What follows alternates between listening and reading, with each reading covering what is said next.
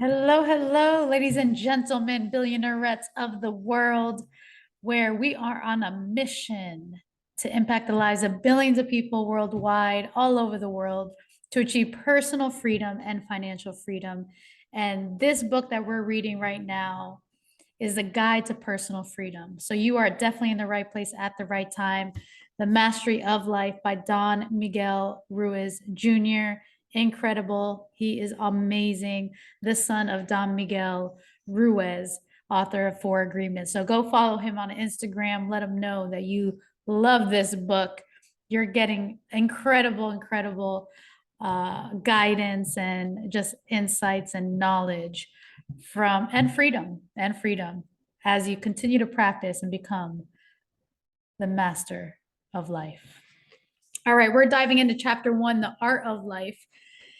And if you are just joining us, so happy and grateful that you are here. We have a playlist of the introduction and all the books that we read so far in Billionairette on this YouTube channel. So go ahead and check it out. You can definitely catch up with us as we're just starting this particular book. So if you're getting, incredible insights and information and just freedom from this book, and you want to share it with somebody, go ahead and share this YouTube channel. Go ahead and purchase this book physically, or just listen in the audios that we are going to be doing for this particular book. So let's dive right into it. My name is Vanessa Black, and so happy that you're here.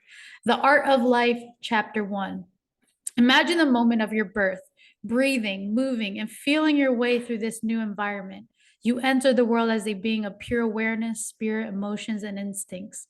And this miracle of life, the amazing bundle of capacities that is you, arrived here possessed of extraordinary potential, the potential to build a life of joy, wonder, freedom, and creativity. Even more remarkably, while all human beings have these capacities, each of us is also a unique individual with the opportunity to become a fully realized, creative, loving person.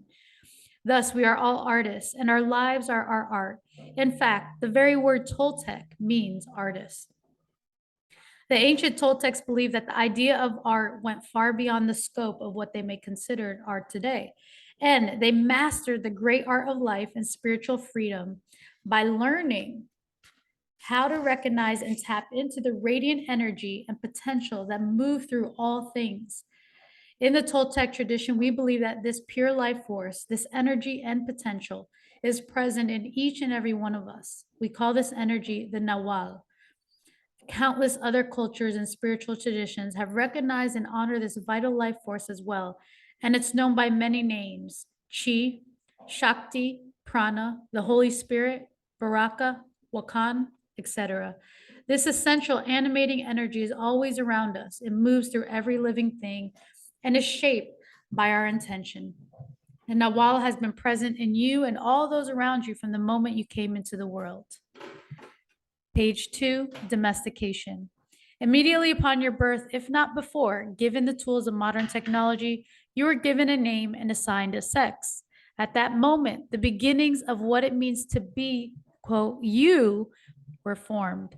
Those who welcomed you into this world took care of your basic needs, providing food, shelter, and love in the best way they knew how.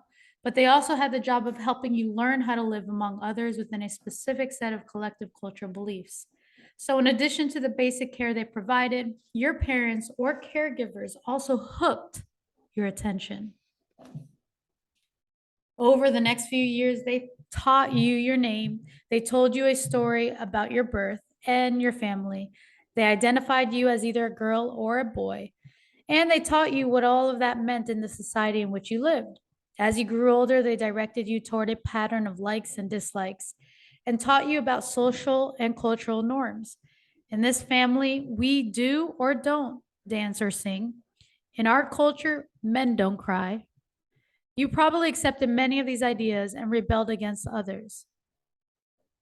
But in either case, the stories, norms, and preferences began to form your identity or the image that you have of yourself.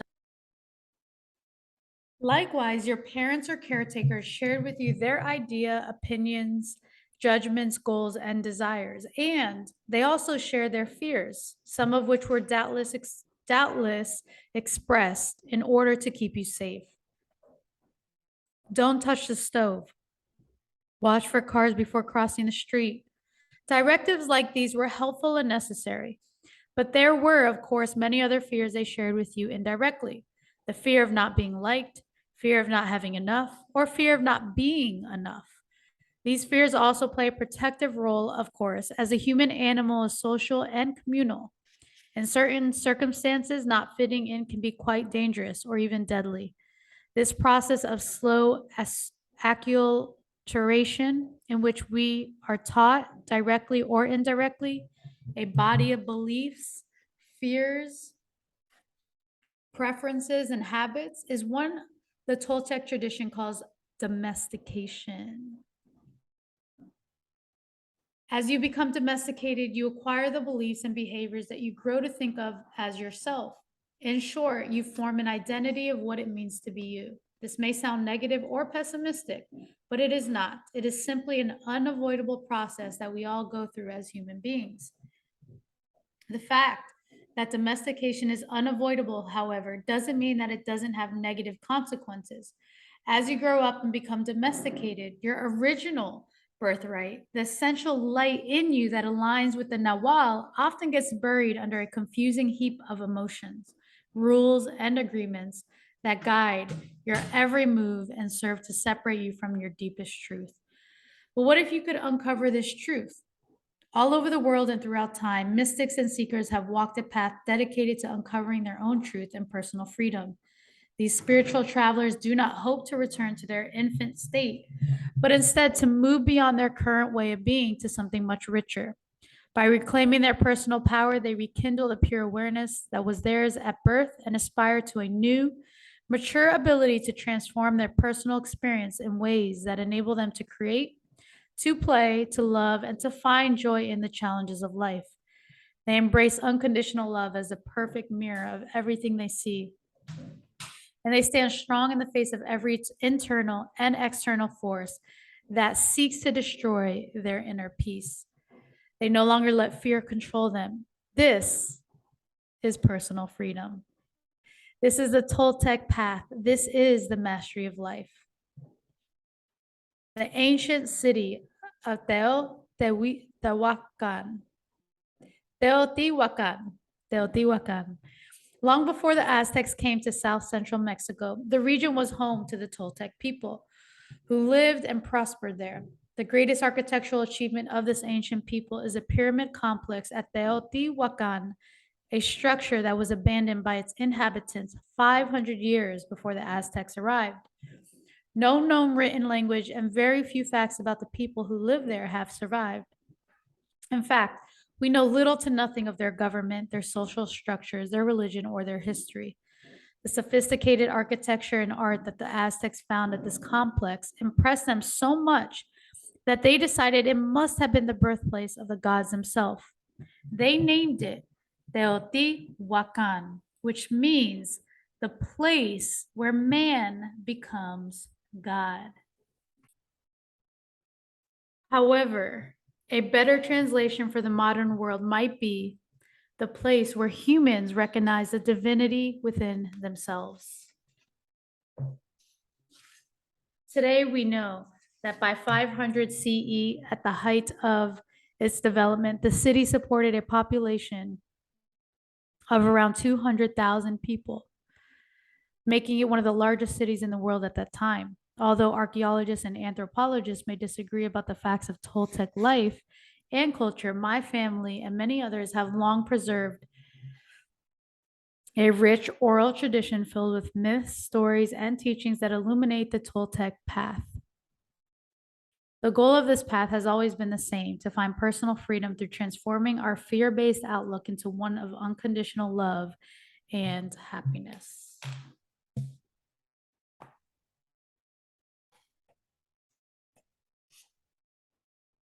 The impressive remains of the city of Teotihuacan are revered today as a place of great spiritual power.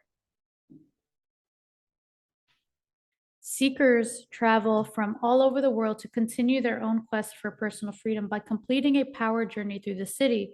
They walk the Avenue of the Dead, moving between the Great Pyramids, Quetzalcoatl, Kotel, the moon, and the sun, which are ingeniously created or ingeniously oriented to the cardinal directions of the night, sky, and the seasons. My family draws generational wisdom about the complex itself, tying the inward spiritual journey that each of us make in this life to the outward aspects of the ancient city. My family draws on generational wisdom about the complex itself. In other words, which of the avenues, plazas, and temples corresponds to a stage on the inner path, and this is the path we will follow through this book.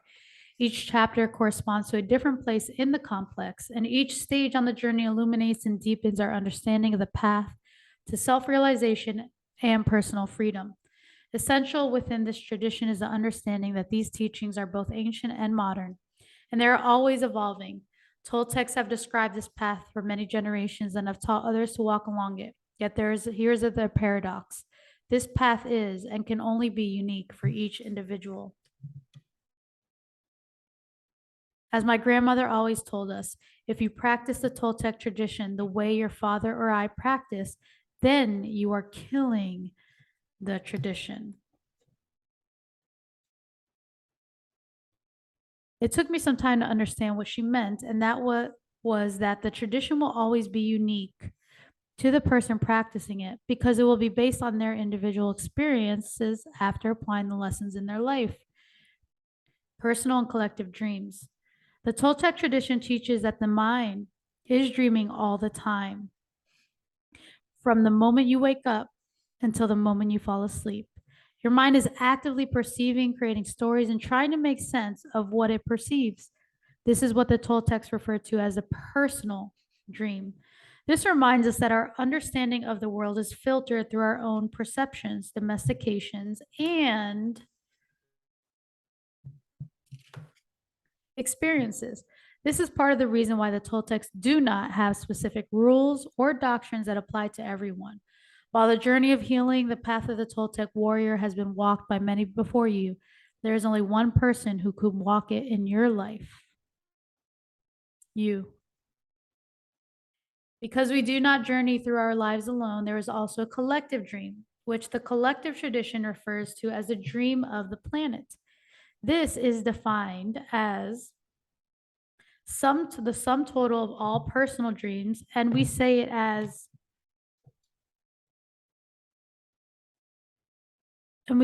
our collective dream that has created the world as we know it. In this book, I will go one step further and introduce the dream of the universe, which encompasses all the scientific and technical knowledge we have acquired of stars, planets, galaxies far beyond our own. The dream of the universe makes room for our ever-expanding perception in this now frontier. The consistent theme underpinning all of these ways of knowing and being, personal dreams, the dream of the planet, and the dream of the universe, is the Toltec warrior's understanding that it is our perception that creates our reality. It's our perception that creates our reality. In the Toltec tradition, this is not a metaphor. We mean it quite literally. The warrior's path. One of the remarkable things about the ancient Toltecs is that they were focused on self-realization and awareness, not on war and domination over others. The Toltec warrior is thus not a warrior in the sense of someone who is trained to kill, to defend, or to conquer in any military sense. Toltec warriors focus on the spiritual war. The spiritual war being waged within themselves. Their ultimate goal is to live from a place of universal love and acceptance rather than fear, greed, and hate. The image of the warrior reminds us that this path holds a promise of great reward. It is accessible to all, but it is not easy. The warrior's path begins with the realization that we must go inward first, as no progress can be made without reflection on our innermost world, the mind itself. We must come to understand how the mind works. After all, we can't understand anything, feel anything, believe anything, or make any spiritual progress without using our minds. Although we start off as infants, little bundles of pure light and energy, Closely aligned with the Nawal source, we soon learn to use our minds. Through the process of domestication, however, our perception becomes corrupted with unhelpful beliefs and agreements. Although we want to live a life that can be described as a beautiful dream, both our personal and collective dreams can become corrupted to the point that they feel more like nightmares instead. The most obvious result of this is seen in war and the violence we inflict on one another. But the origin of all this outer suffering can always be tracked back to the conflict within ourselves. Fundamental to all outer conflict is the inner idea that we don't have enough of what we think we need, or that we are not enough as we are. Anytime we judge ourselves as not having enough or not being enough, skilled enough, smart enough, tough enough, etc., we cause ourselves and others suffering. Sadly, many of us today spend more walking hours in mental suffering than in peace. So it's no surprise that some are living in a nightmare instead of a beautiful dream. One of the things we learn on the warrior's path is to recognize where and when we cause our own suffering, and how this suffering is based only on our perception. Suffering is based only on our perception.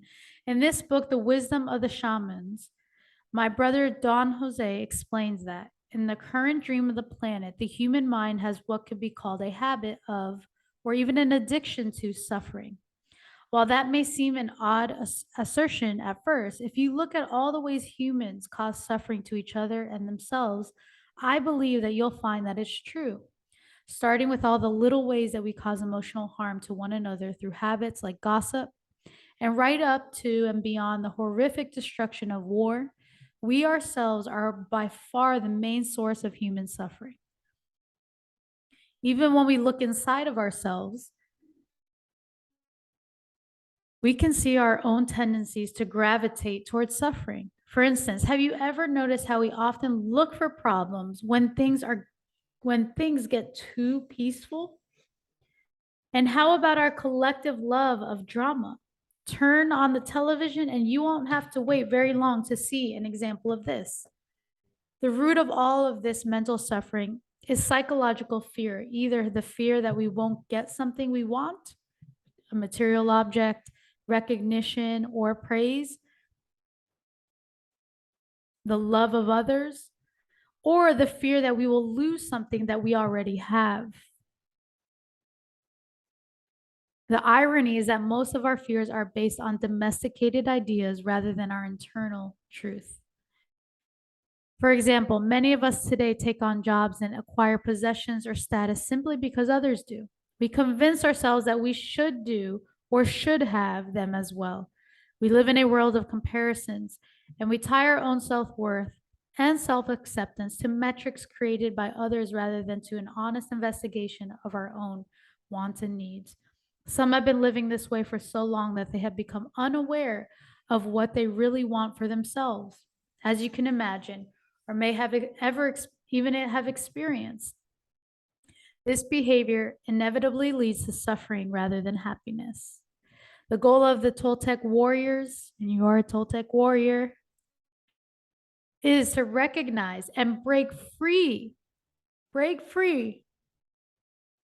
from fear-based agreements and unhelpful beliefs and fully realize themselves as spiritual beings alive right now, as perfect and whole manifestations of the Nawal, or life itself. In this way, they become the artists whose creations are the stories of their own lives. In these new dreams of their own making, they take actions that are consistent with what they really want in life. To this aim, taking a power journey can be a helpful tool on the path. Power journeys. At its most basic level, a power journey is a ceremonial trip taken to and within a sacred place. This is often a ruin, a monument, or a natural site that has been used across time and tradition to gather spiritual power celebrate rituals, and hold ceremonies that advance individual and collective transformation and freedom. Places like these exist all over the world. Of course, from medicine wheels in the American West to Table Mountain in South America, South Africa, to Stonehenge in the English courtside or the Camino de Santiago in Spain. My family has long traveled to Teotihuacan on power journeys, often introducing apprentices and other seekers to the sacred path we walk there.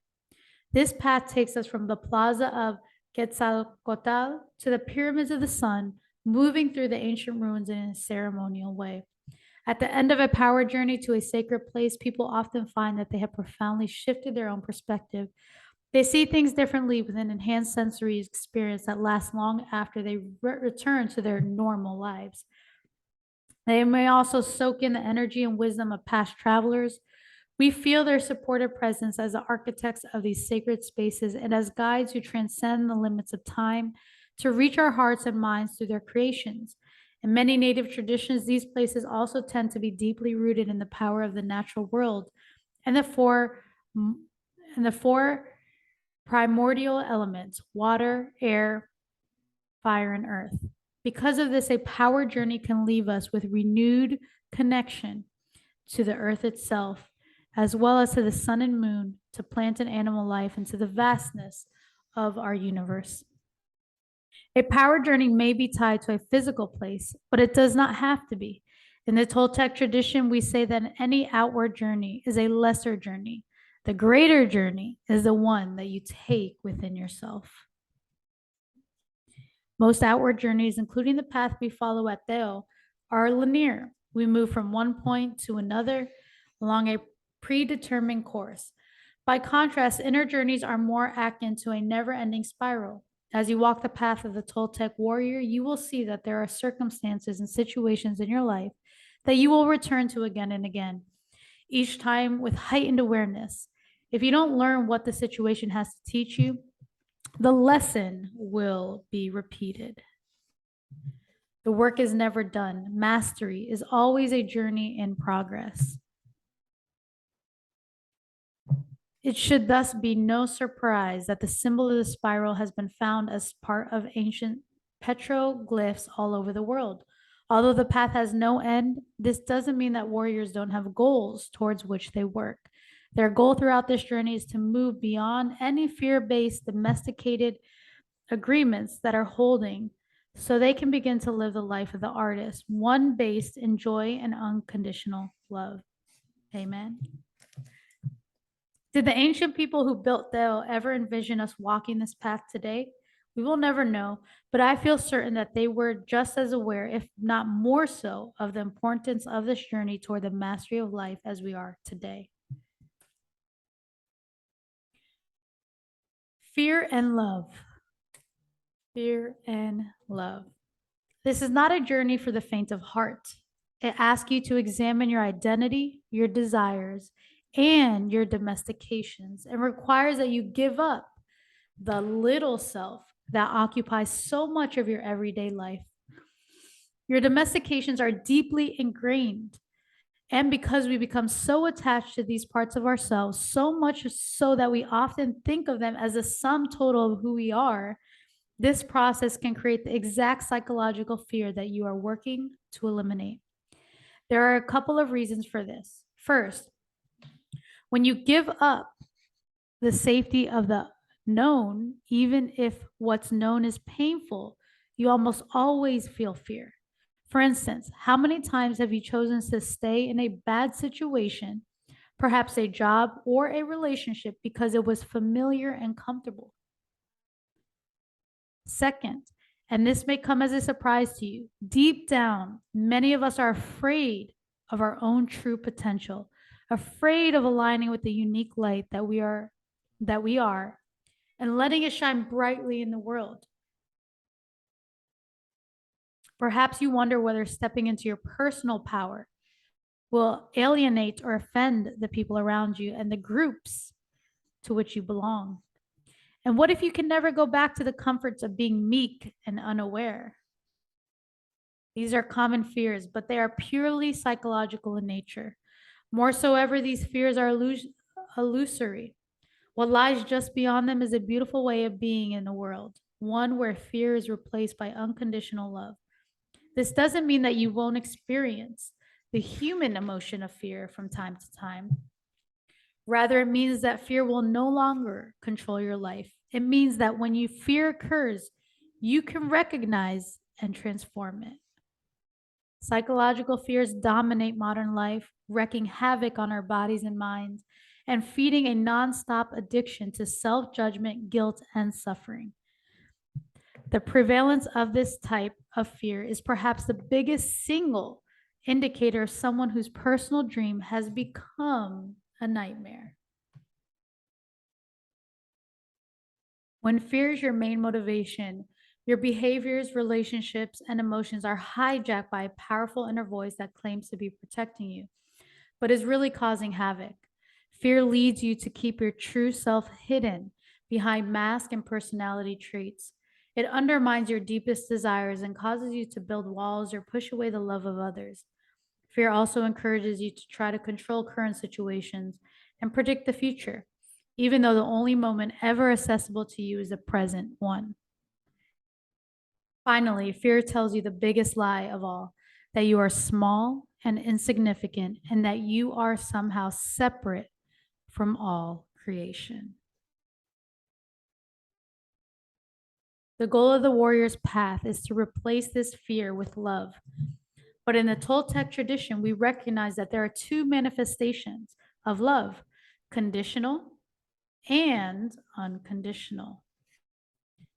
Conditional love functions only to obscure your deeper reality through domestication. At the root of all domestication, there is inevitably some kind of condition. If I do this, then I will be worthy of love. Manifestations of this also appears to others. If you do or say the right things, get the right grades or job, for example, then I will give you my approval and love. The corollary and inherent threat, of course, is that if you fail to do these things, love will be withheld from you. The key to conditional love is the if then statement, but there is no place for if then statements in unconditional love. By contrast, unconditional love flows directly from the Nawal through our hearts and out into the world as we engage with other human beings and all life through the lens of compassion. Unconditional love recognizes that the Nawal, the divine nature and the energy of life itself, flows through all living beings and is therefore present in every person you meet, regardless of who they are, or whether you agree with them on matters of culture, religion, politics, or any other way of being or thinking. The achievement of true mastery is reflected in your ability to see this reality clearly in all living beings. There is only love. That is why this is a warrior's path. You do, after all, have true power that flows from the Nawal inside you. Though it may be clouded over by all sorts of agreements, judgments, and fears, regardless, your power never resides in those places where fear keeps you cowering. Your possessions, your status, your intellect, or any of other personalities or masks you may wear on different occasions. The true source of your power, your birthright, is your union with life itself, which is always there, whether or not you have lost sight of it or buried it. The journey has to start at the only place it can, where you are right now. Step into this moment and radically accept where you are right now as being the absolute perfect place you are meant to be. Everything that has happened up until this moment has made you who you are and brought you here. Nothing in your life has been a mistake. Preparing for the journey. At the start of any journey, you pack the things you want to take with you. Likewise, for this inner journey, I suggest you acquire two specific tools that I will reference throughout the book: a journal and a place for meditation. You got your journal, You got a place for meditation? If you don't, let's choose those. Exercise, journaling. For your journal, choose a blank notebook of some kind that resonates with you. It doesn't have to be fancy, but it should attract you enough so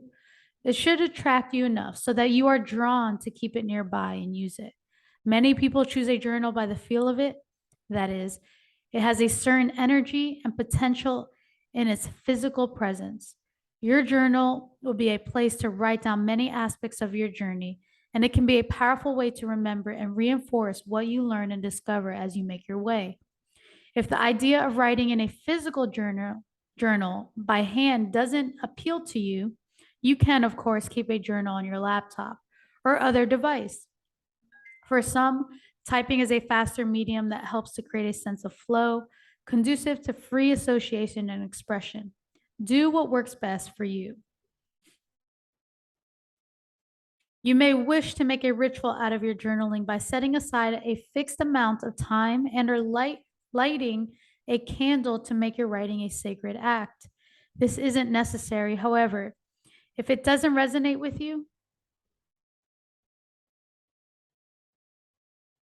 for now, in the early stages of your journey, try using one of these questions to get started. And these are 3 questions. At the end of the journey of my life, what would I like to feel? At the end of the journey of my life, what would I like to feel? Another question. What are my greatest fears about taking this trip? And one of the last questions, what am I willing to accept about myself or the power journey I am undertaking? In this moment, even if I don't like it, what am I willing to accept about myself or the power journey I'm undertaking? In this moment, even if I don't like it. Let me share with you these questions.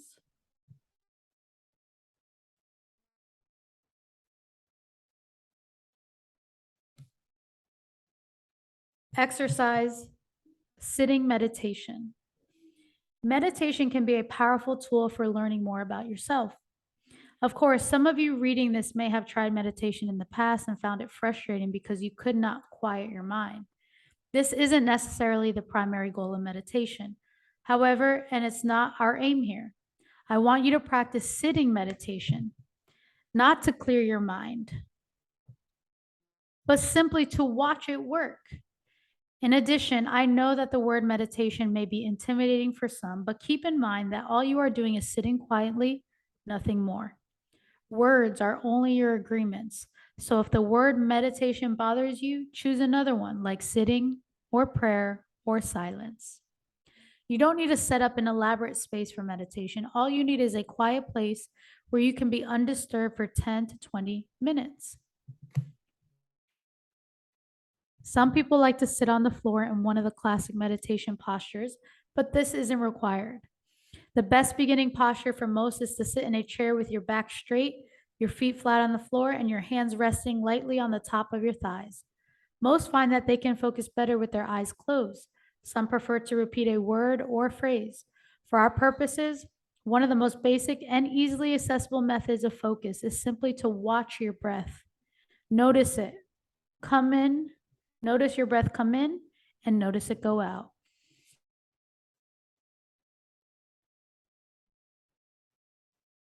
Notice it come in and notice it go out. This is really all there is to meditation.